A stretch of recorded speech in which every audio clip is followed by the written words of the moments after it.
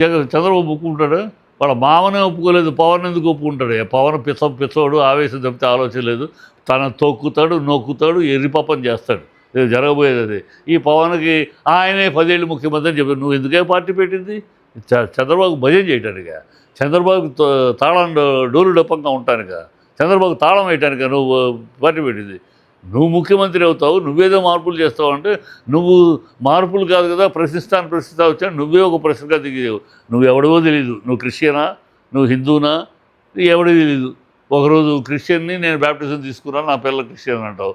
ఒకరోజు మా నాన్న దీపారాధనలో సిగరెట్ వెలిగించుకుంటాడు అని అంటావు. ఇంకో రోజు మా ఇంట్లో ప్రతిరోజు రామనామ జపం జరుగుద్ది అంటావు. ఇంకో రోజేమో హలాల్ బాగుంది, ఎద్దు మాంసమేనది, గొడ్డు మాంసమేనా, హలాల్ చాలా బాగుంది, హలాల్ చేశారా దీన్ని అని అడిగి లొట్టలు వేసుకుని తింటాడు. ఇంకో రోజు సనాతని అంటాడు. సనాతని ఏం తెలుసు మా పవన్ కళ్యాణ్కి?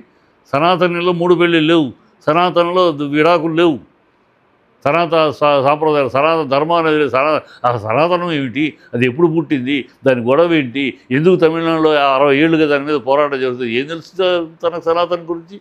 సనాతనం అనేది 2వ శతాబ్దంలో మొదలైంది. సనాతన సాంప్రదాయం అనేది దాన్ని వ్యతిరేకిస్తూ 9వ శతాబ్దంలో పోరాటం మొదలైంది. 9వ శతాబ్దంలో పోరాటం చేసి 10 శతాబ్దాల తర్వాత 1832 19వ శతాబ్దం అంటే 1832లో సతీ సహగమనం, బాల్య వివాహం, బ్రాహ్మణులకే విద్య అనే 3టిని తొలగించడం జరిగింది. ఈ 3టిని తొలగించడం కోసం ఆనాడు సనాతన ధర్మం మీద పోరాటం చేశారు. ఈ 3టిని అడ్డు పెట్టుకుని బ్రాహ్మణులు ఆధిపత్యం చేస్తున్నారు, బ్రాహ్మణ ఆధిపత్యాన్ని అణచాలి, వాళ్ళు అందరితో సమానంగా వాళ్ళు ఉండాలి, వాళ్ళేదో ఆధిపత్యంగా విద్య వాళ్ళకే అని చెప్పి ఇది పోరాటి గెలుతుంది. నీకేది అంటే ఇప్పుడు సనాతన కావాలంటే సనాతన ఇది సతీ సహగమనం కావాలా, బాల్య వివాహాలు కావాలా,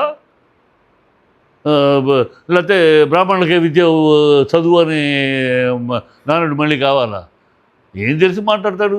ఊరిన గాలిగా ఏదో అక్కడ సంఖలో ఢిల్లీలో ఆర్ఎస్ఎస్ సంఖలో చేరడానికి, ఇక్కడ చంద్రబాబు తంతాడేమో, తంతి ఎక్కడ పోయి పడతావు, అందుకని ముందు జాగ్రత్తగా అక్కడ ఒక సీట్ రెడీ చేసుకుందామని ఈ దౌర్భాగ్యం చెప్తే ఏం చేస్తున్నాడే పవన్ కళ్యాణ్ కాదు, ఈజ్ బికమ్ ఏ గాలి కళ్యాణ్. పవన్ అంటే తెలుగులో గాలి, స్వచ్ఛమైన గాలి Kalyan is become a joker. Is unfit to be A public leader, is unfit to be A political leader.